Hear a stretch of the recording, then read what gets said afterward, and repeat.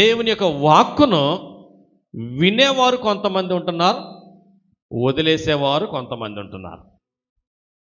విని దాచుకునేవారు కొంతమంది, విని ఇది నాకు కాదు పక్కనోళ్ళకి, నాకు కాదు నా ముందున్న వాళ్ళకి, నాతో కాదు వాళ్ళతో మాట్లాడింది అని వాళ్ళకి వీళ్ళకి తోచేసి అసలు మనకేమీ లేకుండా ఒట్టి చేతులతో వెళ్ళిపోయేవాళ్ళు కొంతమంది.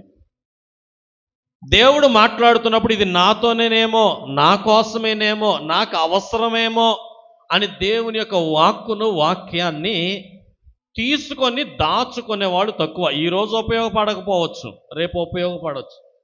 ఈ రోజుకి అవసరం లేకపోవచ్చు, రేపు అవసరమేమో. ఈ రోజున నీకు వద్దనుకున్నది రేపు నీకు అక్కర కావచ్చు. దేవుని యొక్క వాక్కు నీ దగ్గరకు వస్తున్నప్పుడు దేవుని యొక్క వాక్కునంటే ఏమాత్రం పెడచెవును పెట్టేయకూడదు, విడిచిపెట్టకూడదు.